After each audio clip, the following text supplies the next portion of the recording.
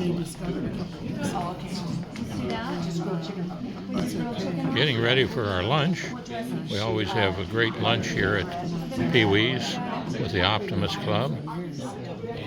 Kim Moser happens to be our speaker today, and wonderful young lady. Her husband, Dr. Neil Moser, happens to be my pulmonologist also, and her father, Dr. Floyd Poore, who I worked for in Frankfurt when I was Commissioner of Motor Vehicles. Worked for him and Martha Lane Collins, Deputy Secretary of Transportation. They did a great job. It's great to be here with Kim, and I wish her well in her election. She's my representative out in southern Kenton County. Oh, this time he had a cell phone in his hand, trying to find us.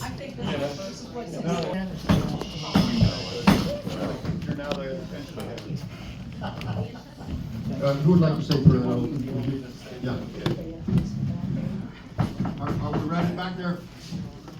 Dear Lord, we thank you for this day. We thank you for this meeting of the Optimists. Dear Lord, we ask that you bless this meeting, bless the food that will be before us today to the nourishment of our bodies and our bodies to your service. In your name we pray. Amen. Amen. Promise yourself. Promise yourself. You can deserve peace of mind. Health, happiness, and prosperity. Every person you meet. Make all your friends feel that there's something in them. Look at the sunshine of everything and make your optimism come true. Take only the best, to work only the best, and to expect only the best. To be just enthusiastic about the success of others as you are not your own. To forget the mistakes of the past and press on to the greater achievements of the future. Where brothers will count us at all times, give your everything creature peace of mind. Give so much time to prove in yourself that you have no time to criticize others. To be too large to worry, to know for anger, too strong for fear, and too happy to make the presence of trouble. Join me in the pledge of allegiance, please. I pledge allegiance To the flag of the United States of America, and to the republic for which it stands, one nation under God, indivisible, with liberty and justice for all. Amen. Before we get around to the business of the day, are there anyone with any announcements to make? Yes, I do have two. These aren't really engrossing announcements, but they're announcements.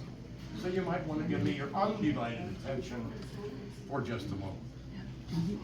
Especially you, Jerry, because I don't have my Jerry box in front of me. Can you hear me over there?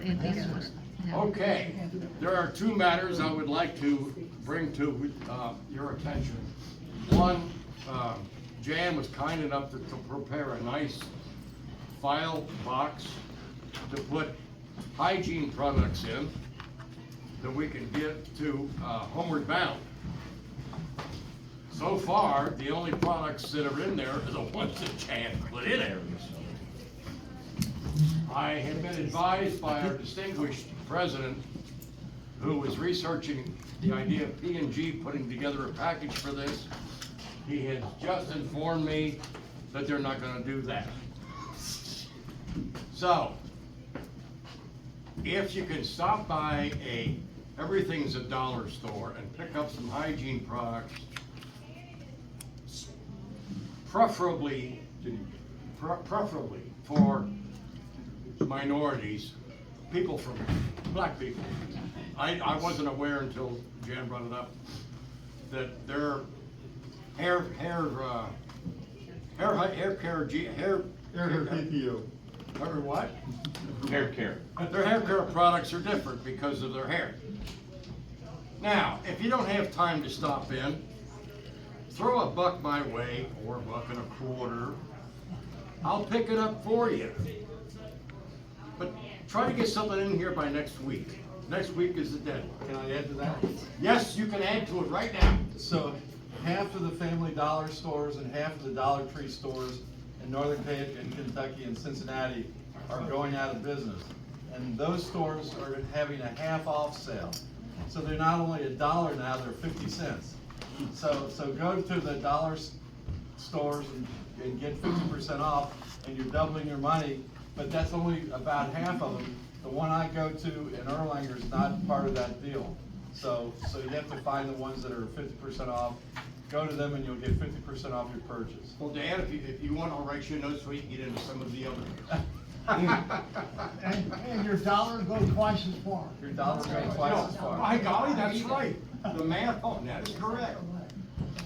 The other thing is Gary Lynn and Coco are planning something with TBMK for a presentation. We need, what we need to have is some questions to put on this presentation so we can make it, you know, anytime they have an interview like that, they have to have prepared questions. So I'd like to have some questions. They'll give them to me right now, you can wait 10 minutes, but just some questions. And that draws me to the conclusion of my speech. Thank you for concluding, I appreciate it very much. Could you please introduce Kim for me, please?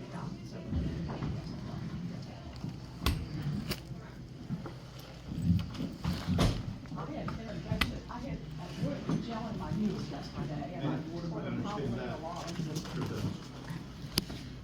Beautiful.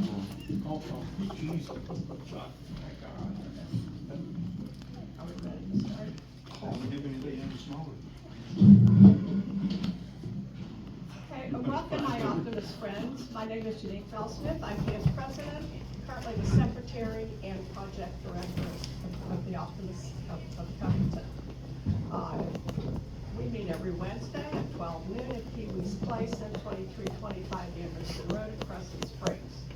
For our TBNK viewers, today is April the 24th, 2024. Today's presentation is videoed and rebroadcast on Spectrum, channel 203, Cincinnati Val Alta Fiber, channel 815, Thursdays at 8 p.m. They will be, well, I've already said that, they will be rebroadcast on telecommunication broadcast in Kentucky at 8 p.m., if I'm repeating myself. But please go to TBNK On Demand, the Facebook page of the Optimist and of Covington. And I want to thank James Morlock. He is our program director, editor, camera of TBNK. He makes our rebroadcast possible. Thank you, James.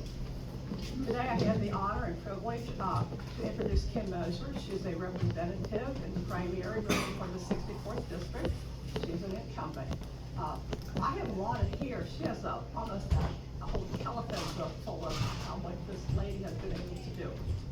Representative Kimberly Moser has served conservative terms in the Kentucky General Assembly in the 64th district since being elected in 2016. She serves as chairman of the House of Health Services Committee, which has jurisdiction over matters related to the delivery of all health services and child welfare. She also served as a member of the Elections and Constitutional Amendments Judiciary and Transportation Committee. Representative Moser has gained, she really has gained national recognition for dedication to enacting common sense solutions and comprehensive policies. Just a few examples of more than 40 pieces of legislation which she has championed includes prohibiting the use of tobacco products, including e-cigarettes on school property, the Mental Health Care Act, Addiction and Reentry System Reform, the Department of Public Health and Transformation, statewide, and a system of navigation to improve and access to health care throughout the community of healthcare workers. Biomarkers, testing, and the Lung Cancer Screening Act, which has been moved Kentucky to be number 2 in the nation of early detection of lung cancer. Thank you. My father passed away because of lung cancer. Mostly her Maternal Health Care Act to support mothers and babies have passed and has been signed into law. She has addressed the health care and worker shortages in many ways and established a Kentucky Center for Cannabis Research. Moser is tirelessly advocates for health care and criminal justice reform. through systematic changes. In addition to her legislative duties, she serves as chair of the American Legislative Exchange Council's National Criminal Justice Task Force, and mind you, quite a few others I'm going to skip over. Representative Moser worked for 18 years at several children's hospitals as a neonatal intensive care and flight nurse. Flight nurse, that's kind of interesting. She is the founding director of the Northern Kentucky Office of Drug Control Policy, where she served as executive director. She has served as the national president of the American Medical Association Alliance and president of the Kentucky Medical Association Alliance. She has received numerous awards and recognition for her community and legislative work. She earned her BS from Spalding University and completed graduate work in architecture at the University of Kentucky. Architecture too, that's quite interesting. Moser and her husband Neil, he's a pulmonologist and a critical care physician, has been married for 39 years and reside in Taylor Mill. They have 5 sons, 3 grandchildren, with a 4th joining their family this fall. The Mosers are avid travelers, hikers, submitting like at Kilimanjaro. Yeah, somebody, thank you so much. Kilimanjaro and hiking up to Mount Everest. May I introduce Kim Moser? Thank you.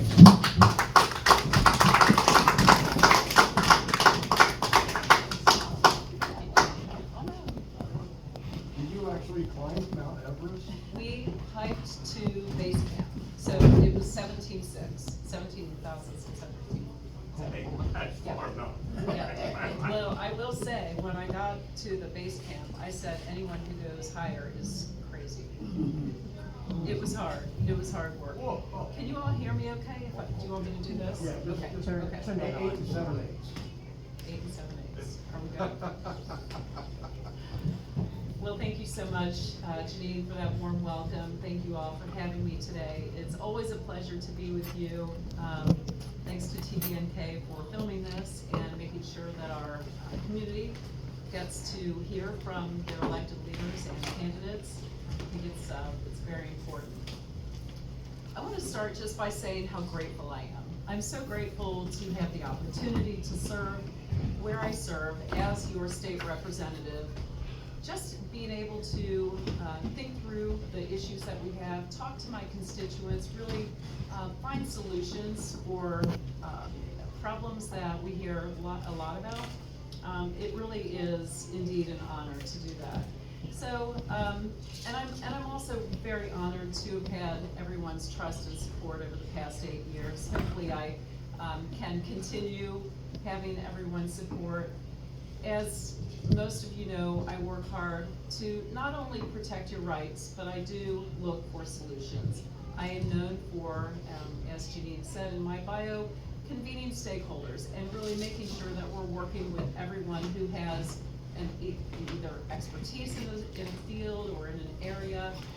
When I'm working on projects, it really does become a stakeholder convening, and I really appreciate working that way. I think that we get better solutions to some of the complex problems that we're working on. And in Kentucky, and especially in healthcare, I chair the Health Services Committee, as Janine said. We have some very complex problems, and it really takes a lot to understand all of those problems. There are federal regulations that we need to pay attention to. There are state regulations. There are things on a local level that we need to pay attention to. So I really pride myself on making sure that I'm inclusive. I'm accessible and I'm responsive to my constituents, as I think most all of my constituents would say. I answer emails, I answer texts, I answer phone calls. I talk to Janine quite often. And so I even worked with my opponent for several years on some of her issues. So I am very responsive. I am a Christian. I am the mother of 5 sons, as you said, and I do pride myself on being a survivor of 5 teenage boys in my house at one point, and they are all really nice people. I really like them as people. Of course, I love them because they're my sons, but they are nice people. They are law-abiding citizens. They are great contributors, and they are all great fathers and husbands. So, well, 4 of them. We're still looking for the perfect wife. So, I've been married for 40 years. We have 3 grandchildren and our 4th on the way, so we're very excited about that. And as a retired neonatal and intensive care and flight nurse, I really have spent my entire adult life just caring for children and families. It's what I have always done. As the oldest of 6 children, I think I even did it as a kid.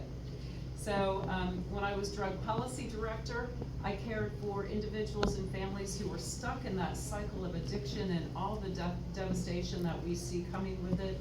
And I worked really hard to implement some resources, some really good resources here in Northern Kentucky for that. We put treatment in jail. We brought HIDA, the high intensity drug trafficking area, to Northern Kentucky. I could go on and on. We brought quick response teams. We worked with the sheriff's office.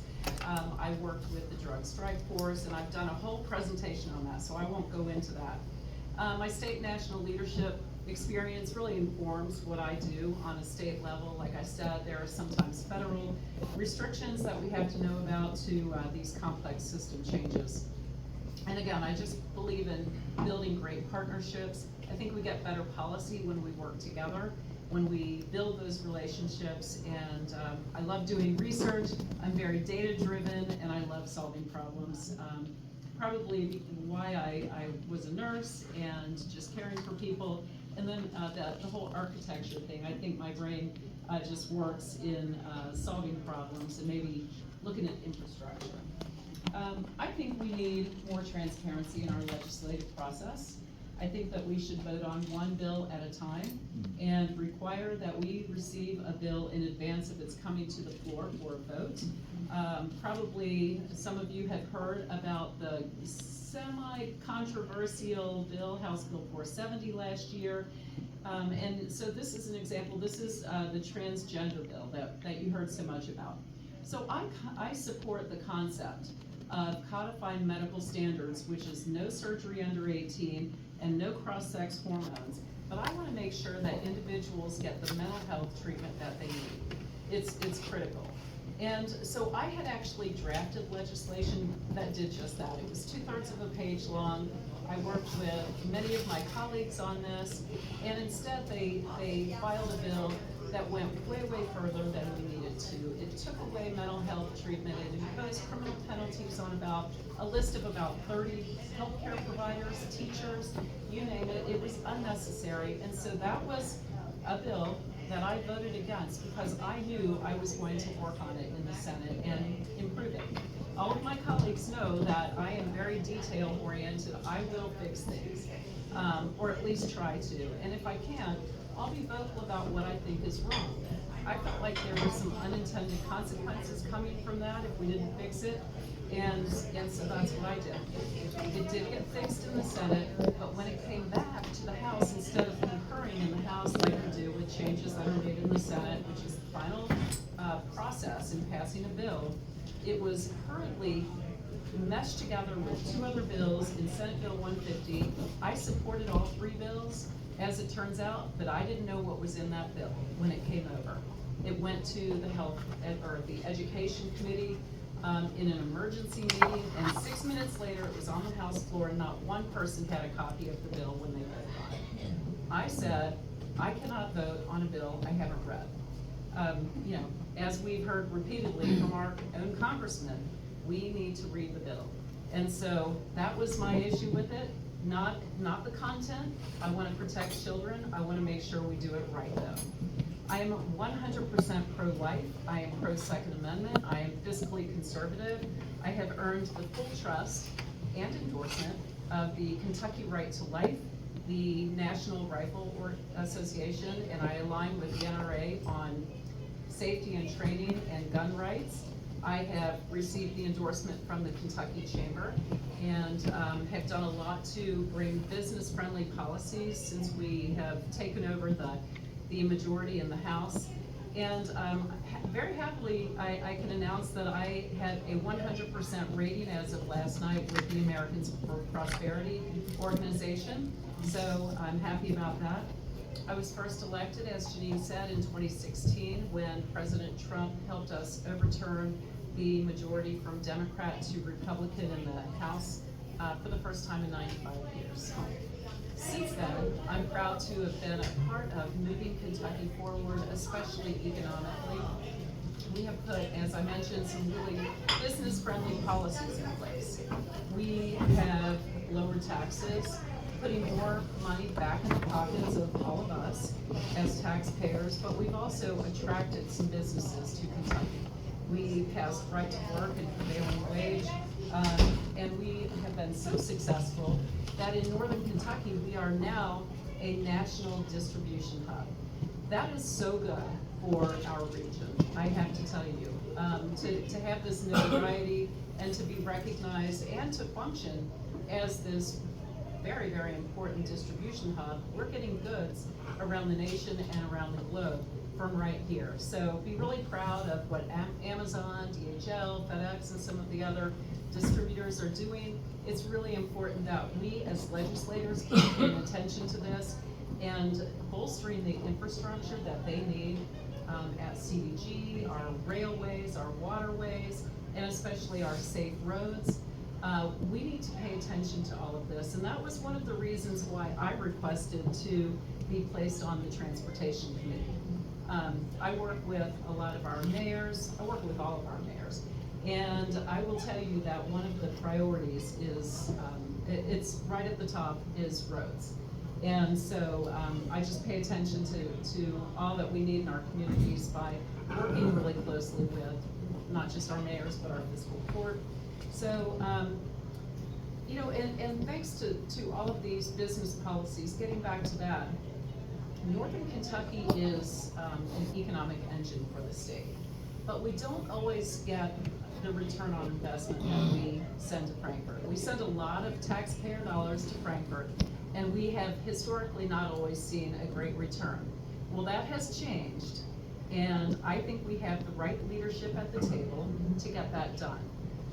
The last budget cycle, Representative Sal Santoro, who lost his election, but he was able to bring $1.3 billion to Northern Kentucky for, does everyone know, the bridge. We talked about it for 30 years. It was something that we had worked on it forever. And so we are now able to fund a new bridge without tolls. Yes, which is huge. I will tell you that my friends in Louisville, my colleagues from Louisville, are not very happy that we don't have tolls because they have tolls on their bridge. So I hear about that a lot. We also were able to secure in this year's budget, and this was a budget year, we were able to secure $150 million for Northern Kentucky. That is a direct investment in our region. We are doing things like moving Chase Law School and the UK College, or NKU UK partnership, College of Medicine to Covington. We are funding the Children's Home of Northern Kentucky. We are funding Holly Hill. So this is ensuring that kids and families who are in crisis are getting the mental health treatment that they need.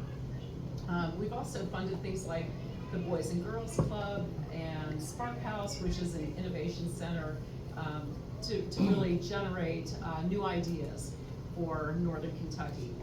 And the last part of that investment, the last big part, is the old IRS property, the 23 acres in downtown Covington.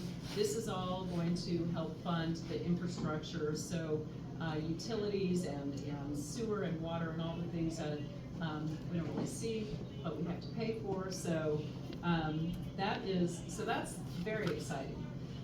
Election integrity is something that we've worked hard on in the legislature. I sit on elections and constitutional amendments, and so this is a priority for me. We've really done a good job in tightening security around our elections and our voting.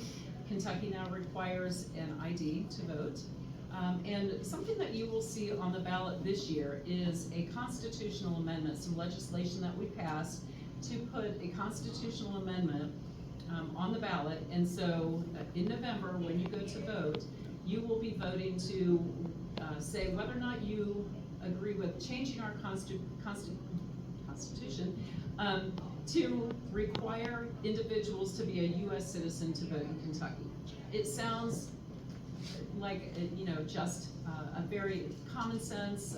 We kind of can't believe that it wasn't already part of our Constitution, but it isn't, and so we're just stipulating that in order to vote in Kentucky, you must be a U.S. citizen. I've also worked hard to protect freedoms. I was the primary co-sponsor on a bill to protect freedom of speech and due process in higher education. There were some things happening that parents didn't know about, and students weren't getting due process, and it was all part of the DEI provisions that universities are spending way too much money on, and we need to stop that. We passed a bill this year in the House, and it didn't get all the way through the Senate. So I understand the need for diversity and inclusion. Of course, we are kind to one another, we are respectful, but do we need entire systems at taxpayer expense to have a whole department to run something like this? So that's my problem with it. I was very instrumental in protecting women's sports. I worked with Riley Gaines and strongly supported legislation to keep biological males from participating in women's sports. Amen.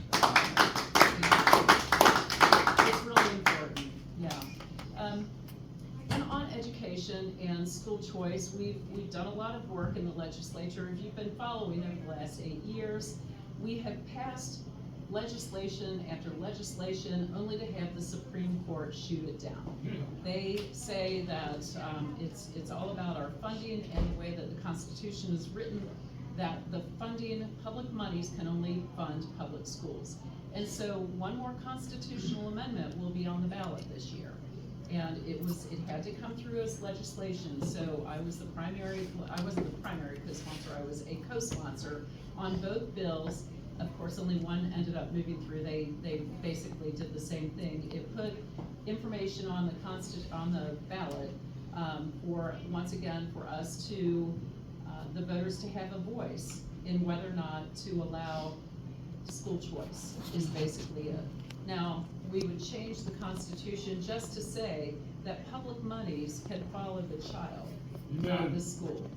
And yeah, I mean, it's important, and taxpayers should have a say in how and where they educate their kids.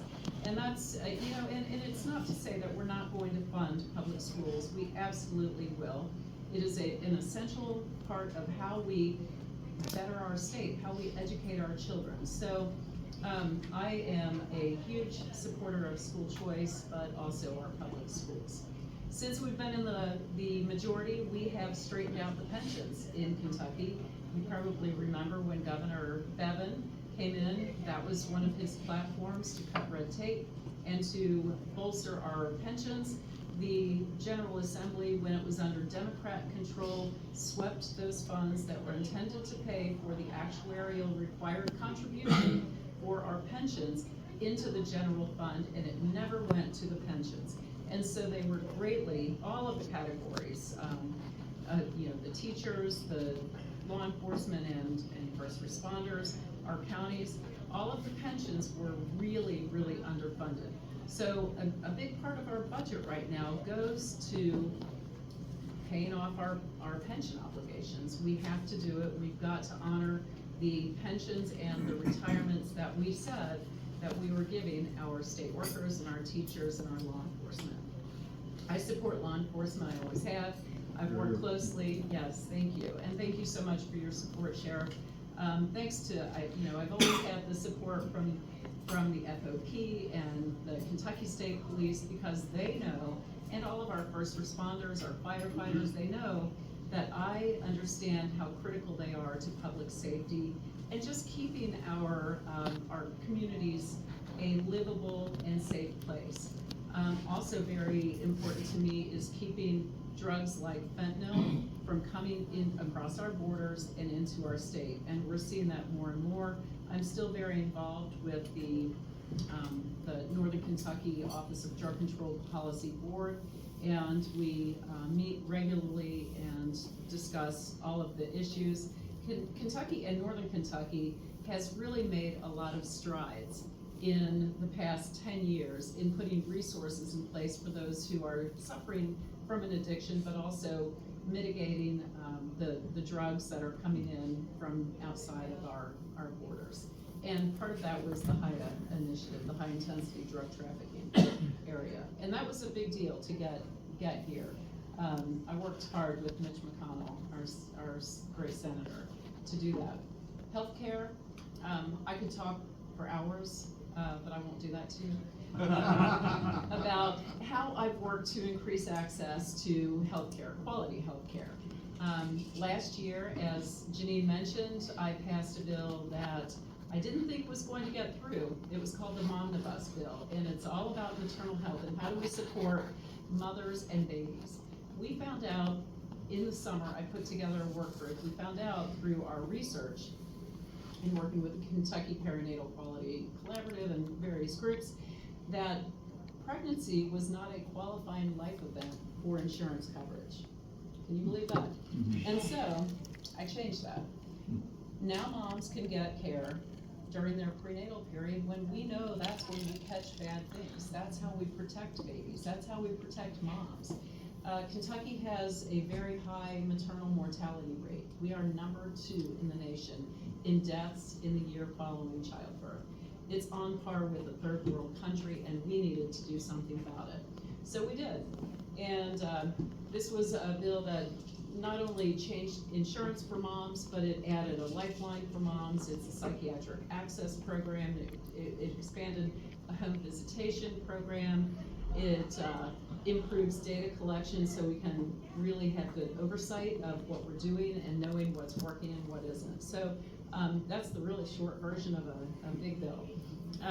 I routinely fight with insurance companies. It's not something that I want to do, but they know when I file a bill that I'm serious about it. And I will always point out the discrepancies in what they say they're going to cover and what they actually cover. That was part of the Mental Health Parity Act, making sure that if they say they are going to pay for mental health care, for example, that they do it on par with any other medical condition. And so, and that was a federal provision that had been worked on before Trump, but he expanded it when he was in office. And so I do work on a lot of mental health bills. I work on addiction standards of care and treatment. I work on early detection and treatment of cancer. Kentucky has a very high rate of cancer. And as Janine mentioned, I passed the Lung Cancer Screening Act, named for my mother, who died of lung cancer as well. And what we have done is move Kentucky from, I think we were in the 30s, to number 2 in the nation in early detection and treatment of lung cancer. It is making a huge difference. So I'm also always looking for efficiencies and streamlining systems of care, as I said. Certificate of Need has come up in Northern Kentucky because of St. Elizabeth, and I could do a whole seminar on it. Again, I won't bore you. But it's important to understand that I am looking for efficiencies and ways to really make it easier for a health agency to come into Kentucky if they want to. So, but I don't want to, I want to make sure that we don't duplicate services and drive up costs for everyone. So I'm getting the hook a little bit. So I'll skip over, I mean, if there are questions about CON, I'm happy to answer them. Strengthening foster care in Kentucky has been a priority for me. Again, back to taking care of children. We have an epidemic of children in out-of-home placement. Let's just put it that way. And so we've increased support to families and to workers. Transportation, I talked a little bit about that, how we really need to pay attention to our infrastructure to grow businesses and economic development here. As you can see, I really enjoy learning and bringing sound policies to Kentucky. The best way to do that is to work with others, to build relationships. You've got to do that to be effective. You have to discuss and learn from others. You've got to bring experts into your stakeholder group to really do that. It is an honor to be in the position to help my constituents, and I just feel like I've been called to really help and offer whatever expertise I might have, whether it's, I do often say that my superpower is knowing who the smart people are and bringing folks into conversations that we need to really get sound policy. And sometimes that means getting government out of the way. And I don't mind doing that either. So again, I'm deeply honored to serve as your thoughtful voice and voice of reason in Frankfort. I hope to continue doing that. I thank you for the opportunity to be here with you today, and I would be honored to have your support on May 21st. Thank you. We're going to take a short break. You can write your questions on these cards, and we'll ask for questions in a little bit. Thank you. Beautiful, beautiful, beautiful. Beautiful job, Kim Moser, State Representative, the Optimist Club. April the 24th, 12:47 p.m. here at Pee Wee's Restaurant, Crescent Springs, Kentucky. Thanks to TB&K for all the work that they do and help us put this together. Be sure and say hello to my friend Jason if you see him, and all the other folks.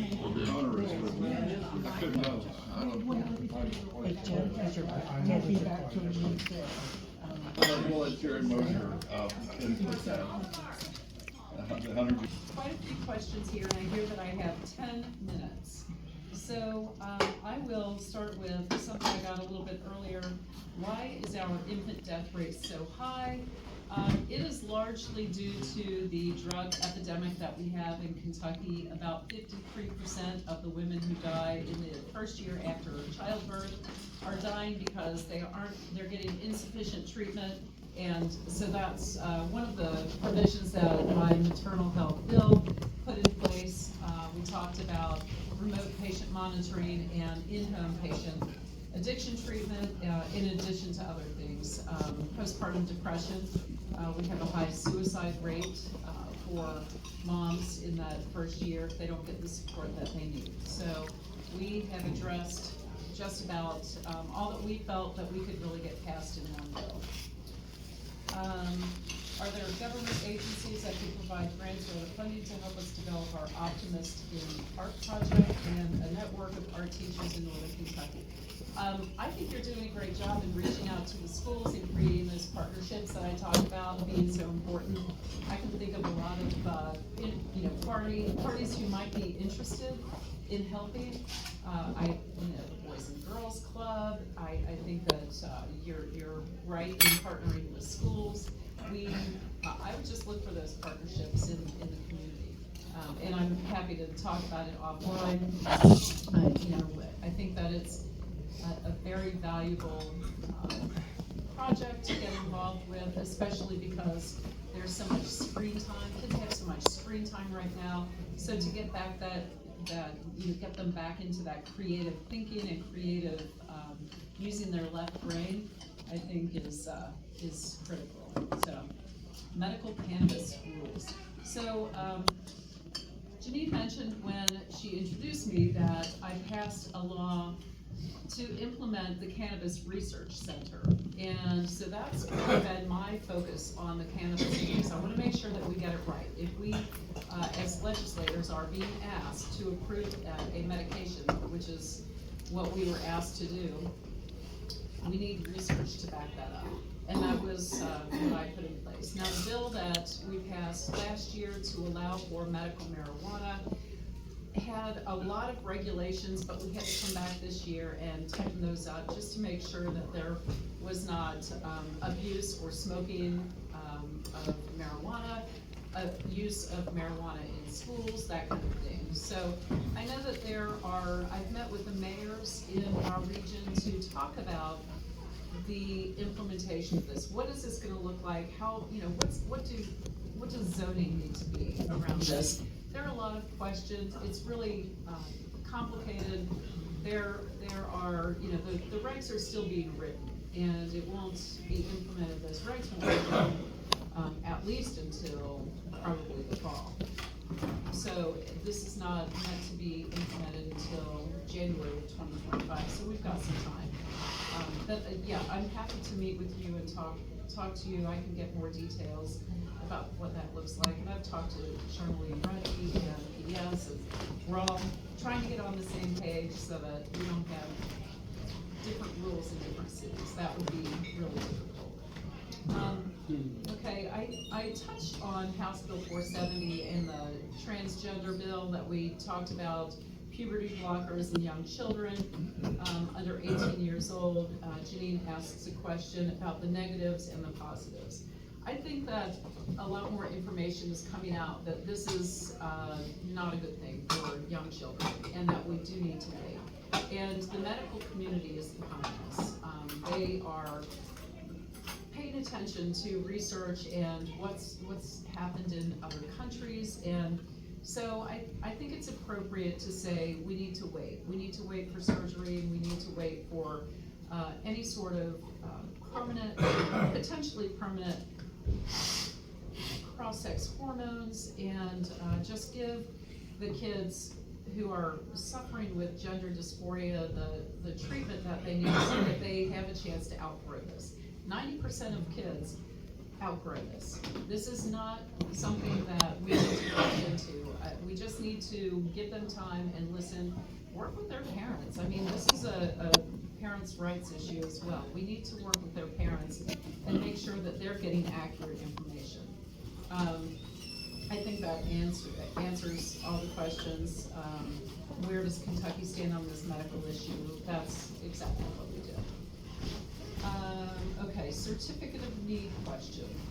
When will you allow proposed legislation to advance out of committee for a vote that will allow competition between hospitals in Northern Kentucky and allow or lessen the regulations that require onerous rules about rules that keep hospitals from being competitive, I think. Okay. First of all, I had a hearing for the bill that came through, and let me just back up. We have a certificate of need task force. This task force worked all through the interim last year, and it's all made up of legislators, and they hear testimony from both sides, of pros and cons, and they ended up not coming forward with any recommendations at all, except to continue the task force because it is so complex. And states who are rolling back these regulations, I have to say, are finding that their rural hospitals are really being decimated, and they're re-implementing some of the rules. Not all, but it's a complex system. So when will I allow a bill to advance? It's not up to me. It's up to my members to do their research, to get up to speed, to listen to folks. It's up to leadership about whether or not a bill advances out of, once it's out of my committee to the floor. I don't have any say in that. I also can't do the work of the members who file bills. The bills that were filed this year were premature. We were not ready for them because there were not any recommendations that came out of the task force. And that was really why we all kind of pressed the pause button to say, let's get more clarity on this. Let's find out how to do this in a coordinated effort. We can't just piecemeal this. It will damage our healthcare system. It will create duplication of services, and the rural hospitals are really who are going to suffer. The rural hospitals and the charity hospitals. Right now, and this has all come up in Northern Kentucky because of St. Elizabeth, and I'm happy to give a little bit of background. I won't take all of my time, but Northern Kentucky had Christ Hospital, UC, and Jewish Hospital were here. They owned St. Luke Hospitals in Florence and in Fort Thomas. I don't know if you all know that. They operated under the Health Alliance. And they, as they realized how difficult it was to run a full-service hospital, they started shipping patients, Northern Kentucky patients, over to Cincinnati, to their hospitals there, we're not making the investments here in Northern Kentucky, and those hospitals were about to go under.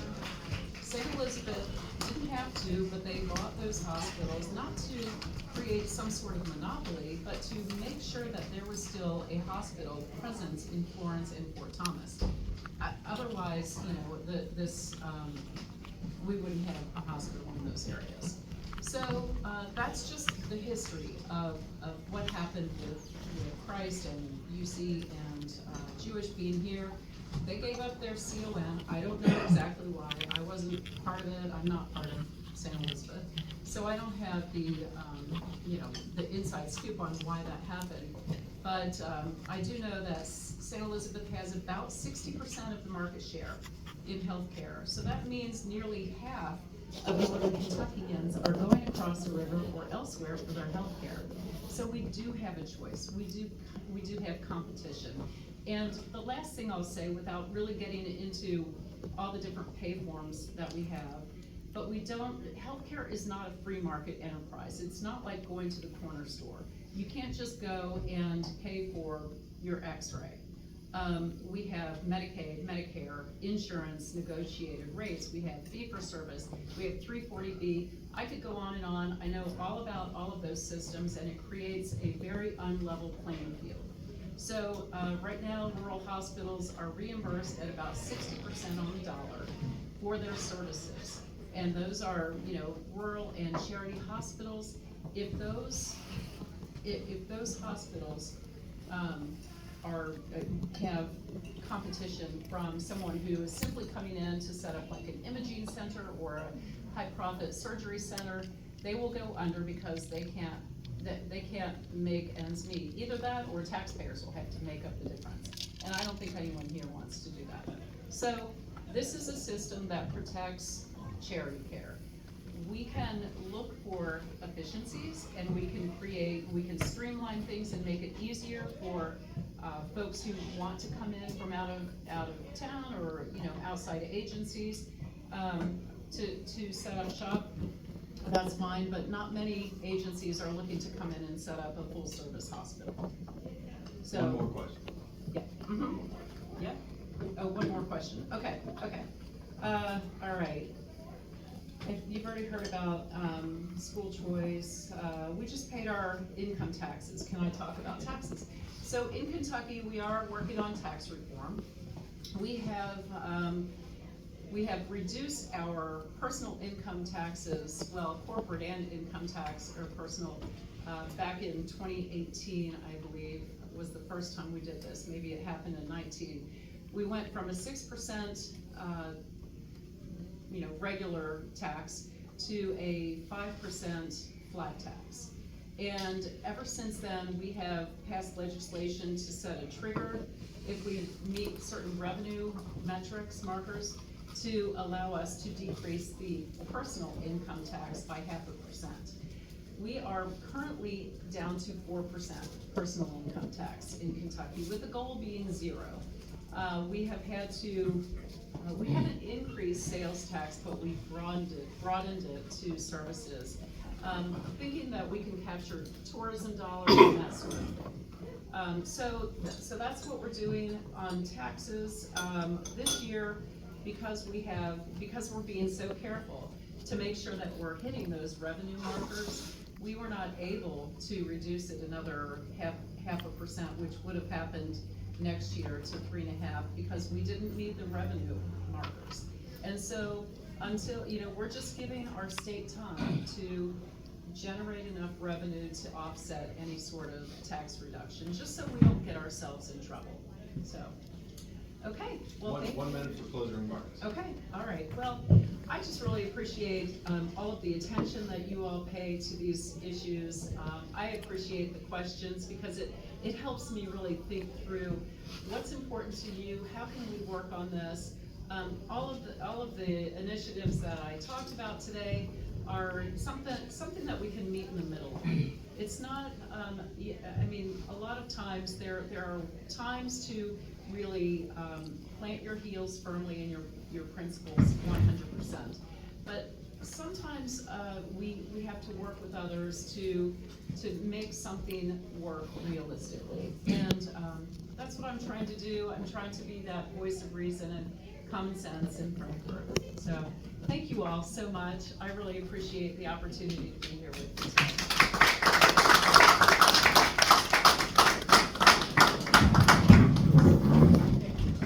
Get some pictures. Okay, great. Press releases. Are there any more old business or new business to discuss? I'd like to have a motion to adjourn. Motion to adjourn. All in favor? Any against? We are adjourned. Time for publicity stuff. And I should have answered John's question. Yes, I'm ready. Ready for Jesus. Good. So Sheriff, can we get your picture and Janine's picture and Jerry? Jerry's gonna give the picture too. Here's your bill if you want. It fit you with bumpers. All right, should we get on either side? That appointment's not for another.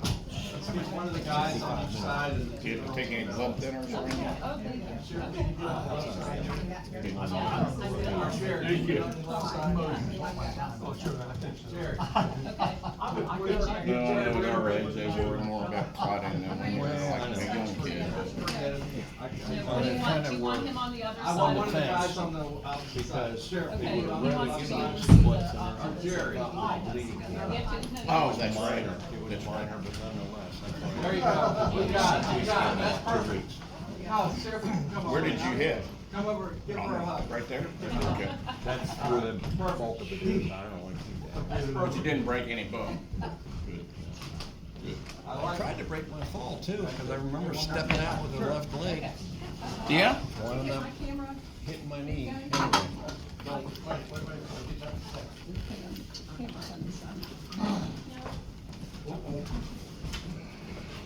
okay. I hope everything goes well. Thank you. This was, I'll give it to her. I'll see Thank her you, sir. tomorrow. Thanks. I mean, they're all freebies, but nonetheless. Some of them are pretty good. I like them. Yeah, right. Thank you, guys. One at a funeral about 6 months ago out in Florence Yeah. that I did the service on, being a deacon. Yeah. Protect Kim that. Moser, I love it. I'll get I'll get him. I like your UC shirt. election May the Thank you, Brian. I 21st. got my associate degree from there. Yeah. Bachelor's from Thomas More and Okay. master's from the school down in Greensboro, because we were living down there. Oh. Yeah, I got an associate's first and then How you doing? bachelor's from the same university, Northeastern in Boston. Yeah, we're ready. Well, I had about a 5-year hiatus between, Yeah. and a 10-year between the bachelor's and the master's. Because I've done it all at night, except for 2 years. I did get 2 years to UC and then. Yeah, right.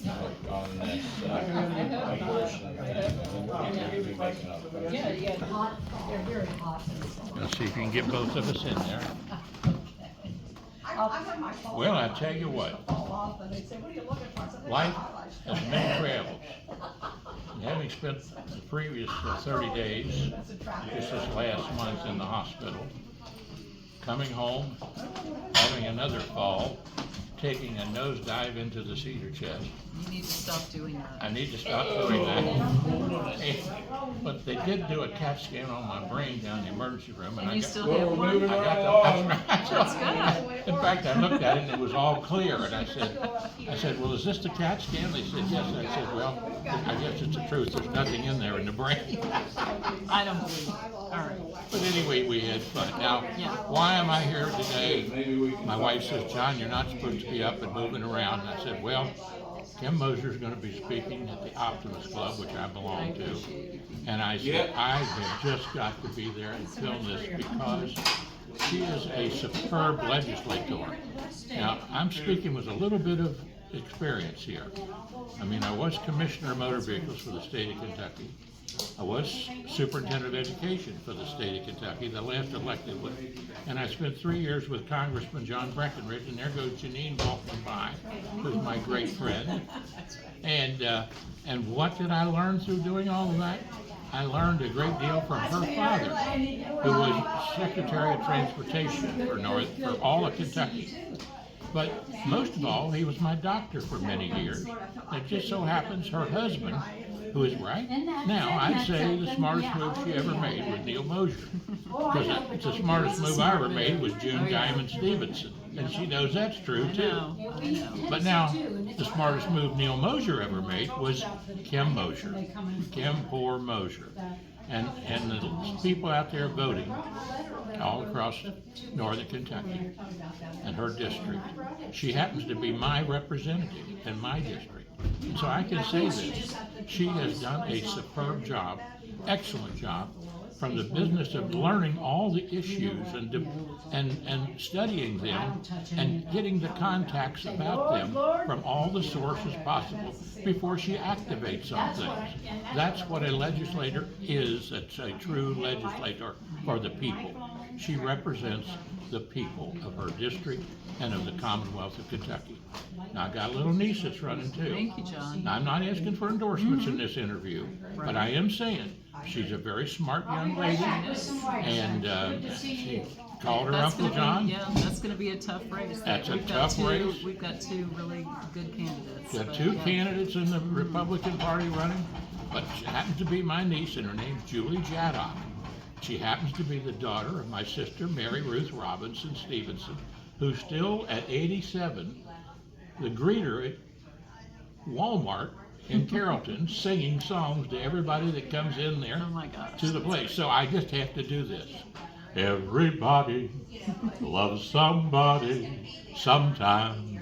Makes no difference when or where or how. Everybody loves somebody sometime, and it's Kim Moser's time, Kim Poore Moser's time, right now. Go vote May the 21st in the primary, and vote for Kim Moser. And if you want to vote for my little niece, that's a good job too. Julie Jaddock. God bless you and have a great day, and great to have you at the Optimist Club Thank today. you. It's great to be here. Here. Charlie Johnson, bless his heart. Now, he was a better student than me, Okay. but I sang all the time, didn't I, Charlie? And you distracted everyone? I distracted everyone. Charlie Johnson right here, graduated Simon Kenton 1961. And great to be here at Pee Wee's Restaurant. Get him a vote or two and sings a prayer or two and just having a good time. Kim Moser, bless her heart, state representative, and she happens to be my state representative where I live in Independence, right down from the courthouse. Amen.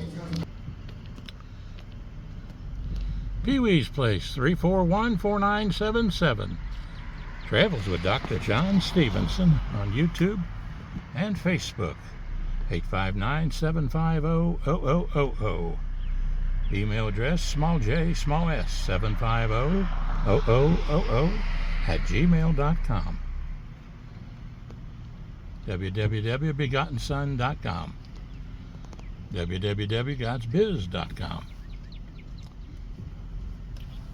and www.jstevenson.com.